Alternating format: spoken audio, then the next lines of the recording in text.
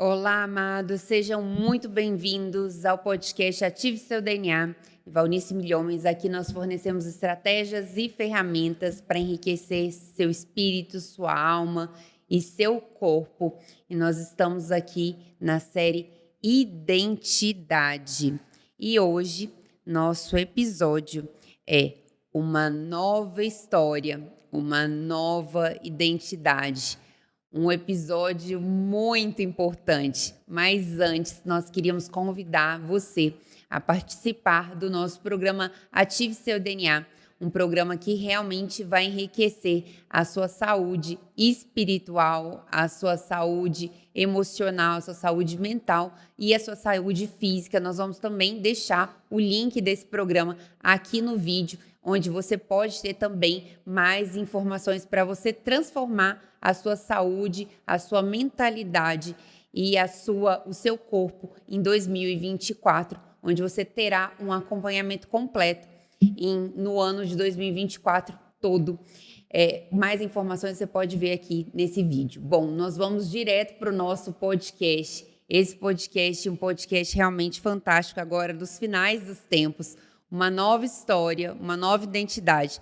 Nós sabemos que nós estamos vivendo aí os tempos finais e que realmente o Espírito de Deus ele se apressa nesses tempos para preparar realmente o seu povo.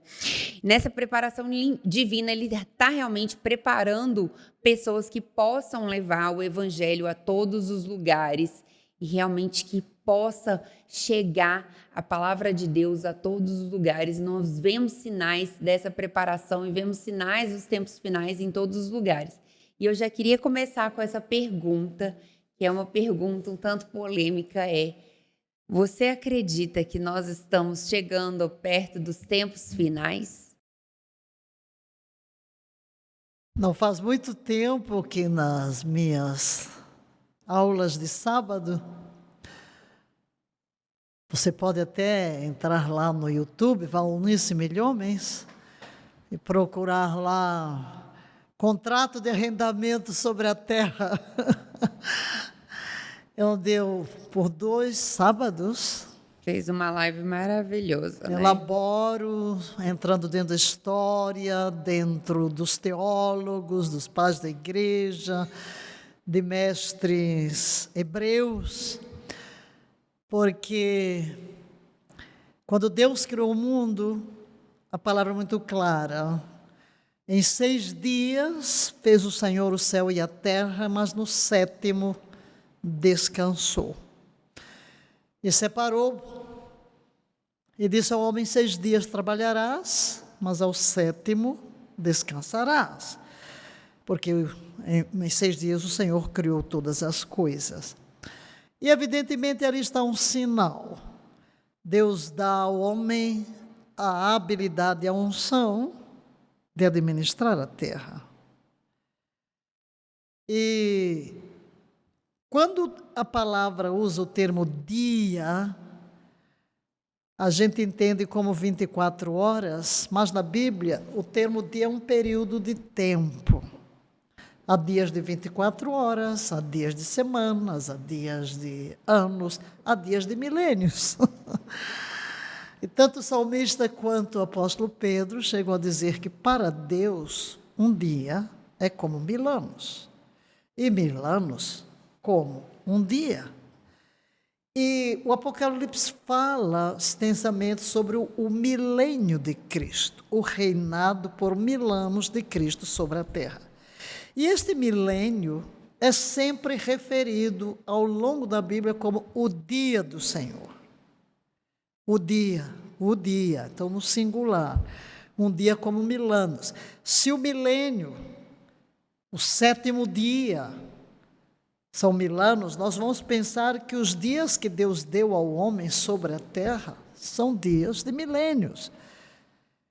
E existe um contrato de arrendamento sobre a terra. Deus deu os céus, diz o salmista, Salmo 115, 16, os céus são os céus de Yahvé, mas a terra deu-a ele aos filhos dos homens para sempre? Não. Porque é clara a Bíblia que virá o dia em que Cristo intervirá e se tornará o rei de toda a terra. É o Messias. Todos esperam este Messias. Os cristãos falam do Messias, os judeus falam do Messias, e até os muçulmanos creem neste dia em que o Messias virá, embora os conceitos diferentes, mas Jesus Cristo verdadeiramente é o Messias. Agora, Jesus conta uma parábola. E é importante para que a gente pense hoje no ano de 2023, dentro do nosso calendário, que é chamado calendário pós-Cristo, depois de Cristo. 2023, embora tenha havido um erro em se estabelecer, e provavelmente nós não estamos no ano 2023, mas 27 ou 28, porque, como está comprovado que Herodes o Grande morreu no ano 4 antes da nossa era, então há um erro aqui. Quer dizer, devia ter começado ou no ano 4 ou há 5 anos para trás. Então significa que o nosso calendário tem mais 4 ou 5 anos à frente desde que Cristo nasceu. Ok, mas isso não é tão relevante. E evidentemente o calendário bíblico é lunar, luno-solar, que eles vão fazendo um ajuste. E o nosso gregoriano é solar. Então, há um pouco de diferença. Então, nunca vamos saber com precisão. Mas há um tempo que podemos saber, porque Jesus disse assim, que o dono da terra, da vinha é a terra, arrendou, e é Jesus que usa o termo arrendar, arrendou a terra a uns lavradores e mandou buscar os frutos. Mataram-nos, não deram os frutos da terra. Está se referindo aqui aos judeus, que Deus entregou, deu-lhes uma missão, mas mataram os profetas, não ouviram, e diz, finalmente, mandou o filho. Estava referindo-se a ele Jesus, mandou o filho. Mas aí disseram, este é o herdeiro, vão matar e ficar com tudo. É a voz de Satanás, claro. Aí ele faz a pergunta, o que fará o dono da vinha? Tomará desses a quem arrendou, neste caso seriam os judeus, e entregará a um povo que dará o seu fruto no devido tempo. Ok, é a igreja. Então Jesus deixa claro que agora a terra, a administração do seu reino passará a um povo que certamente dará o fruto. Quando? Quando ele vier, porque ele vem buscar o fruto. Que fruto é esse? Tiago diz que há muitos que acham que ele não virá, e diz, vocês não entendem, porque o dono da terra aguarda os frutos até o quê? Frutos provenientes de onde? Das primeiras e das últimas chuvas. Qual é o fruto que o dono da terra, Deus está esperando da terra? Filhos e filhas. Como resultado do quê? Chuvas, primeiras e últimas. Que é isso? Derramamento do Espírito Santo. Derramamento do Espírito Santo. Quando Pedro está pregando no dia de Pentecostes, e ele faz uma citação de Joel, sendo que ele dá uma interpretação. Ele diz, nos últimos dias, derramarei do meu Espírito. Ele usa o plural. Então, no dia de Pentecostes, começou uma era. A era das chuvas. Chuva fala do Espírito Santo. É o período do Espírito Santo na igreja. E se a gente olhar para tempo, vamos dizer assim, Deus criou a terra, e olhando para o calendário conforme a Bíblia, desde Adão até Abraão, nós temos 2 milênios. Chamaríamos isso de 2 dias proféticos. De Abraão até Cristo, nós temos 2. Aí eu pergunto, daria Deus à igreja mais? Não. Não. Como? Como saber? Oséias diz, conheçamos e prossigamos em conhecer a Yahvé. Como a alva, sua vinda é certa. Está falando do dia do Senhor, que eles não sabiam que era Jesus, mas o dia do milênio do Messias. E ele fala, como a alva sua vinda é certa, ele nos virá como a chuva serôdia, isto é, últimas chuvas. Depois de 2 dias, tu nos ressuscitarás, e ao 3º dia, tu nos levantarás, e veremos diante dele. Isso é profecia sobre Israel. O que é que nós vamos ver? Que verdadeiramente chegamos a 2 milênios, porque Israel deixou de ser nação em 62 a.C. até 1948. O que é que temos aí? 2 milênios. Depois de 2 dias, tu nos ressuscitarás. Israel voltou a viver, é um sinal profético de que começamos a era final, a era da igreja. E ao 3º dia nos levantarás. Então ele virá no 3º dia. Jesus também contou a parábola do bom samaritano, que o samaritano encontrou aquele homem ferido, que é o símbolo dos homens feridos pelo pecado, e ele trazia azeite. Quem é que dá o Espírito Santo? Azeite é símbolo do Espírito Santo, Jesus. E untou azeite. E chegou e entregou na hospedaria e disse, toma conta dele, e deu 2 denários. O que é um denário? O salário de um dia de trabalho. Então, ele deu salário para quantos dias? 2. Por quê? Porque esperava voltar no 3º. Então, nós já passamos cerca de 2 milênios desde que Cristo veio. Então significa que nós estamos na boca. E lá daqueles estudos eu mostro o erro no calendário hebraico de cerca de 200 anos, ou seja, estamos no ano 5.784, mas na realidade a gente está quase chegando aos 2 milênios. Não temos a data precisa, mas pelo tempo, e Satanás, que sabe contar tempo, o que nós vemos hoje para dizer? Sim, nós estamos vivendo verdadeiramente os últimos dias. Eu não sei se falta 1 minuto para completar a hora, né? Porque um dia para Deus são 1000 anos, né? Então, para Deus, às vezes, 1 minuto representa para nós 1 ano. Não temos a certeza absoluta de dias, porque Jesus disse que ninguém vai saber o dia, e ele usa uma linguagem de casamento, só o Pai sabe, porque é ele que vai preparar o lugar, é ele que sabe. Mas Paulo diz uma coisa muito importante, ele diz assim, que o dia do Senhor virá como ladrão de noite, ninguém sabe, então prepare-se. Mas ele diz, mas vós, irmãos, a igreja, não estáis em trevas, para que este dia vos apanhe de surpresa. Então temos sinais. Jesus também colocou sinal em relação a Israel. Ele chorou sobre Jerusalém e disse, se ao menos soubesses o que a tua paz é devida, mas está agora oculta aos teus olhos. Eles sacaram trincheiras por todos os lados, levaram cativos ao fio da espada para todas as nações, até que, então tem um até que, e ele disse, olhai para a figueira. O que é a figueira? Símbolo de Israel. Quando virdes florescer, sabeis que está próximo o verão. Levantai os vossos olhos, a vossa redenção se aproxima.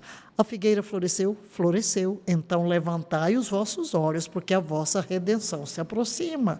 Então os sinais que nós estamos vendo de guerras, de rumores de guerra, de pestes, de pecado, da multiplicação da impiedade, são sinais de que Ele está às portas. E por outro lado, como Deus espera a grande colheita, há um derramado Espírito sobre a terra sem precedentes.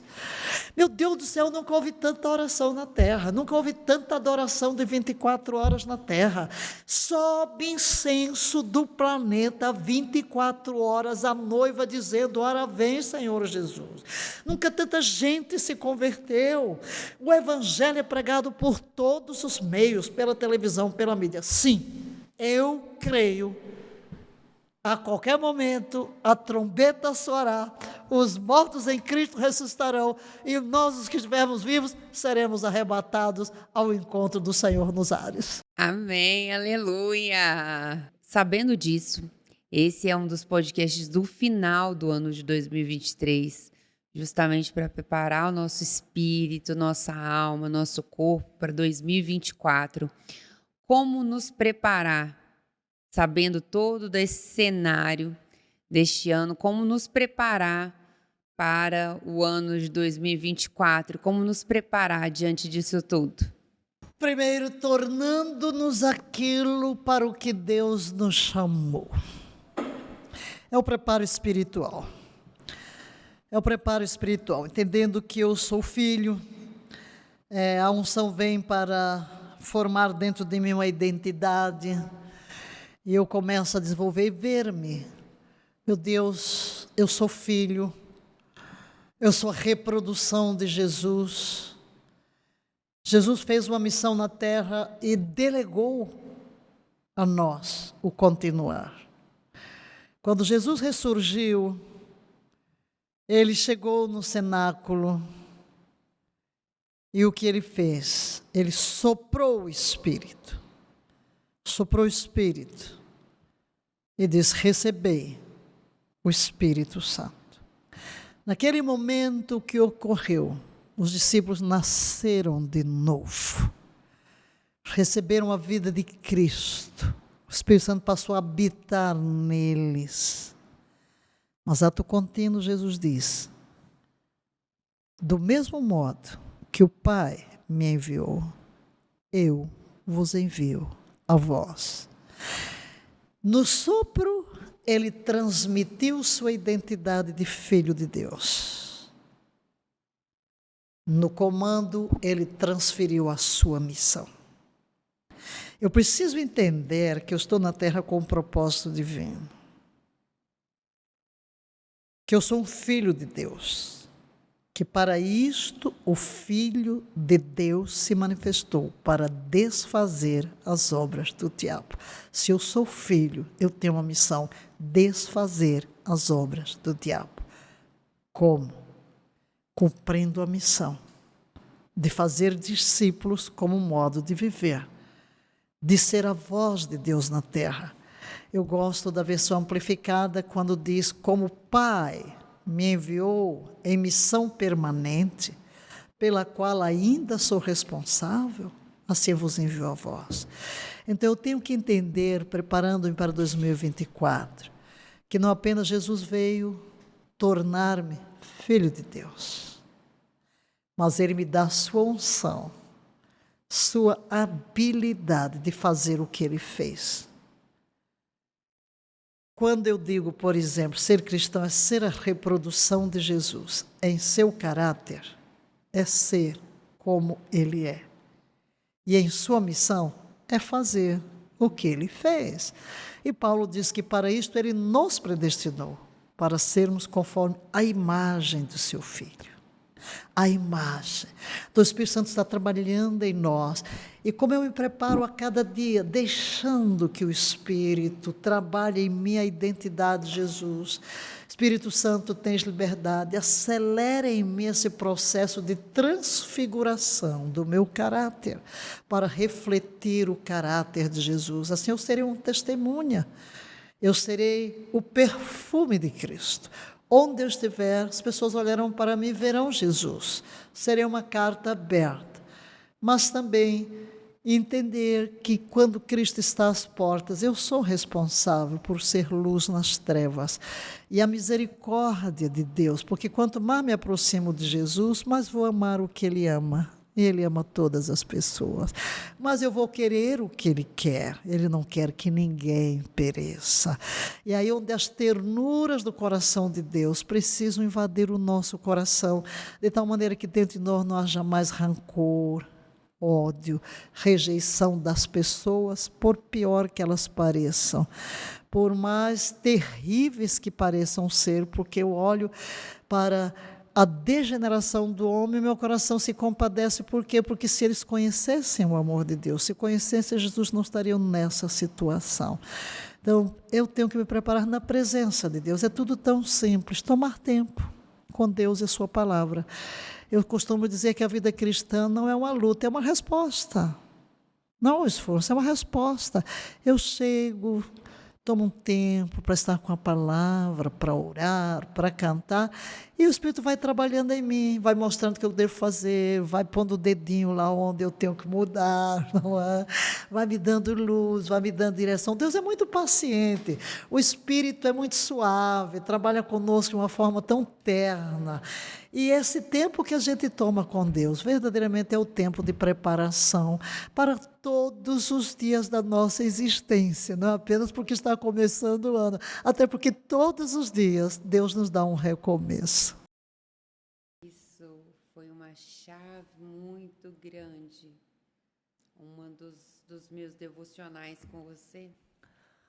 E depois lendo a Bíblia, né? Porque quando a gente lê, ou quando a gente ouve, às vezes alguém fala, olha, Deus falou comigo. Aí você acha que, né, Deus veio com purpurina, veio aquela, né?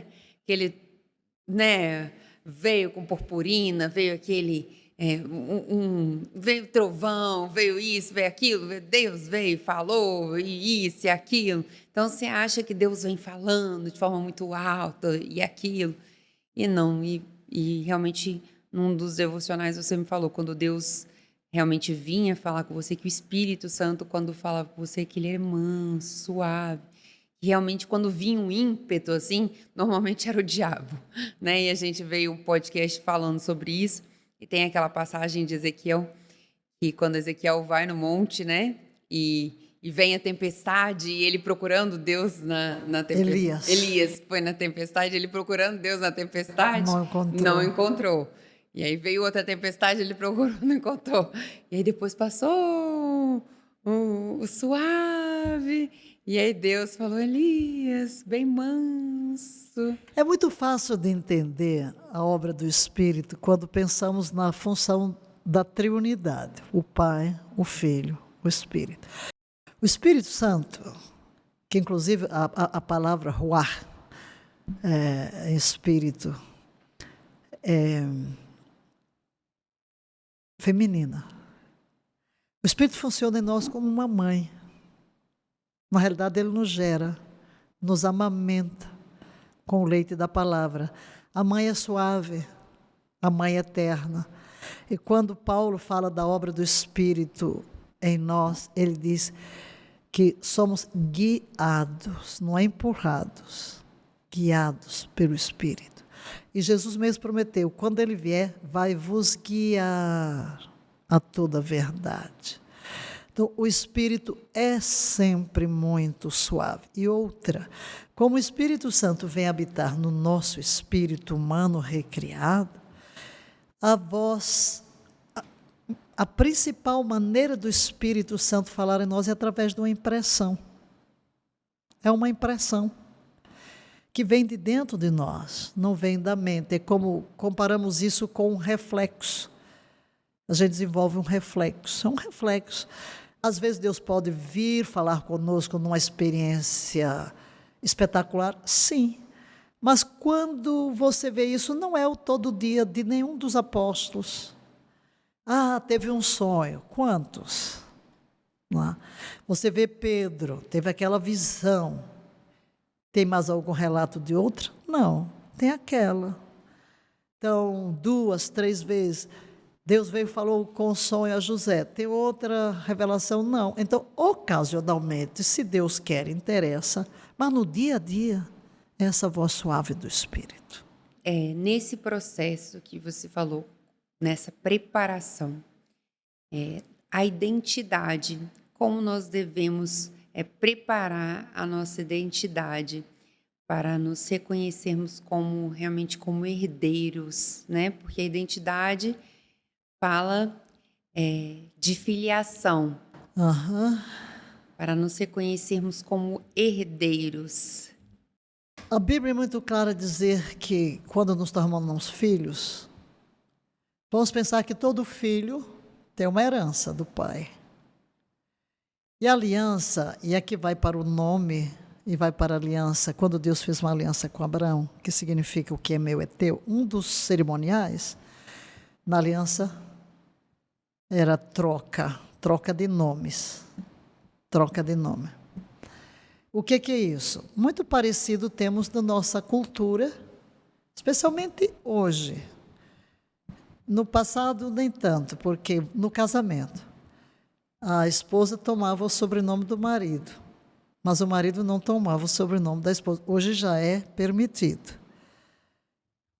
Os dois, o que está correto, porque a aliança é bilateral. O que é meu é teu, o que é teu é meu. E essa troca de nome significava, por exemplo, eu faço uma aliança com você, vamos pensar nos termos antigos. Eu me torno Valnice Joana. E você, Joana Valnice. O que significa? Eu tenho direito a tudo que o seu nome tem direito. Bens e dívidas. Você tem direito a tudo que o meu nome tem direito. Bens e dívidas. Certo? Eu não tenho nenhuma dívida, tá? Mas é impressionante como Deus vem fazer uma aliança conosco, porque Ele só tem bens. E nós só temos dívidas.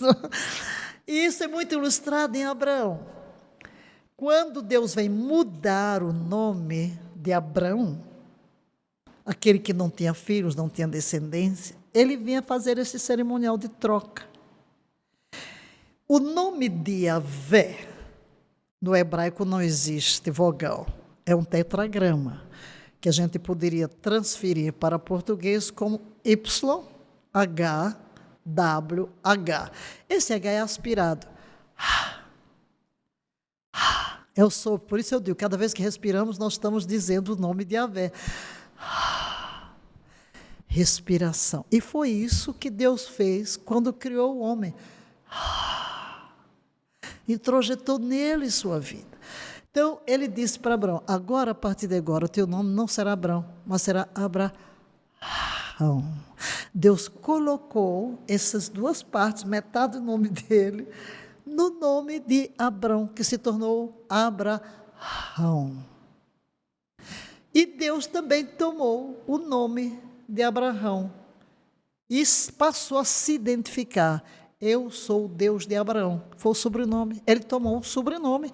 Qual foi o sobrenome? O nome do seu parceiro de aliança. Depois ele repete a aliança com Isaac. Aí ele acrescentou mais um sobrenome. Deus de Abraão e de Isaac. Aí depois vem Jacó, o Deus das 3 gerações. Deus foi atrelando os sobrenomes. Então Deus colocou o nome de Abraão, Isaac e Jacó no seu. Eu sou o Deus de Abraão, de Isaac e de Jacó. Significa o quê? Eu tenho direito a tudo quanto pertence a Abraão e sua descendência.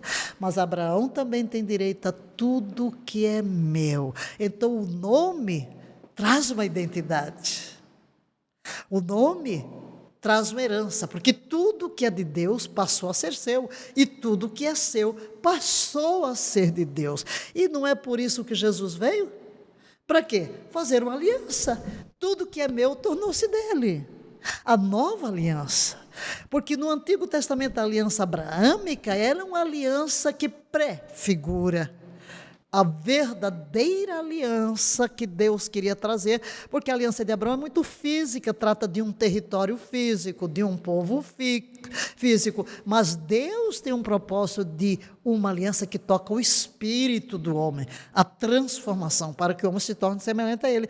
Daí as promessas todas em relação ao Messias, era preciso que ele viesse, porque ninguém poderia fazer isso, porque todos nós éramos pecadores. Então ele fez nascer Cristo. Por quê? Porque que ele tomou o ventre emprestado de uma descendente de Abraão, porque tudo que é de Abraão é dele. Então ele pegou um útero virgem, tomou um útero emprestado, porque Deus deu a terra aos filhos dos homens, então para operar na terra tinha que ser o filho do homem. Então Deus toma emprestado o útero de Maria, porque tudo que é de Abraão é dele, e planta sua semente, a palavra, e a palavra se faz carne, Jesus. Mas como é que ele me encontra? Ele vai fazer a nova aliança comigo. o que é que eu tenho? Tudo que é meu tem que se tornar dele. O que é que eu tenho? Pecado, maldição, morte. Mas ele é Deus, ele é santo, nunca pecou. O que ele tem? A vida, a santidade. Então, na cruz, quando ele celebra aquela ceia, também é um ritual de aliança. O que comemos passa a fazer parte de nós. Então, quando eles comiam o pão e bebiam o cálice, significa minha vida entrou na tua vida entrou na minha. Então, naquele momento, quando ele parte o pão e bebe o vinho com os discípulos, o que era do homem tornou-se dele. Pecado. A alma que pecar, esta morrerá. Ele tomou sobre si a culpa do homem, as dívidas do homem, e foi à cruz para pagá-las. Aqui está o grande sentido da aliança. O que é meu tornou-se dele. Minha maldição, meu pecado, minhas derrotas, minhas fraquezas. Ele tornou-se como eu, como filho do homem. Para trazer o inverso. Quando ele vence tudo, ele volta para me dar o que é dele. É por isso que ele chega aí, transmite a vida. Ele está repetindo o ato lá do Éden. Agora é a nova criação, é uma nova criação. Por isso Paulo diz que nós devemos receber o Espírito pela fé, como Abraão. A herança de Abraão, a bênção de Abraão chegasse aos gentios, quando ele diz que Deus fez aliança com Abraão e o seu descendente. Paulo diz, não se diz de muitos, mas de um só, que é Cristo. Para quê? Para que pela fé recebamos a herança de Abraão. Qual é a herança de Abraão? O Espírito, recebamos o Espírito pela fé, é a vida. Então a vida vem. Então quando tudo que é dele tornou-se meu, eu tenho que entender isso. Tudo que é de Cristo é meu. Então o que é meu no pecado ele levou. Por que hoje, se eu estou em Cristo, vou levar pecado, derrota, angústia, uma má imagem de mim mesmo? Não, isso que não presta, que é consequência do pecado, Jesus já tomou, já levou na cruz. Esse é o sentido da aliança e do nome. Jesus se tornou filho do homem, para que eu me torne filho de Deus. Então, quando eu venho a Cristo, realmente eu herdo o nome. O nome, eu sou filho de Deus, eu sou santo, eu sou filho de Deus, Ele é meu Pai, eu tenho um novo DNA e eu vou assumir essa identidade. E eu sei que tudo que é dele é meu. Ele levou o que era meu, não prestava, dívidas. Agora Ele me deu os seus bens, então eu posso chegar diante do céu. Por isso Ele diz que tudo eu posso pedir ao Pai, em seu nome, o Pai me dá. Porque tudo que é dele, a Bíblia... Então Paulo é muito claro, somos herdeiros de Deus e co-herdeiros com Cristo. Por quê? O filho herda tudo que é do pai, mas ele me adotou como filho, então eu participo da mesma herança, não apenas no caráter, mas também nas bênçãos. Por isso é que Paulo diz, bendito Deus e Pai do nosso Senhor Jesus Cristo, que nos tem abençoado com todas as bênçãos espirituais em Cristo Jesus. Do que é que você precisa, meu filho, minha filha? Já foi provido em Cristo Jesus. Você é filho, tudo é seu. O reino é vosso. Amém, aleluia, maravilhoso. Então você já tem aqui o passo a passo para você se preparar e começar com o pé direito o seu 2024 de forma maravilhosa em Cristo Jesus e obter a vitória, né? Porque se a gente anda em espírito, vai ser um ano incrível e maravilhoso. Então não esquece de curtir o canal, de compartilhar esse episódio com outras pessoas e até o próximo episódio.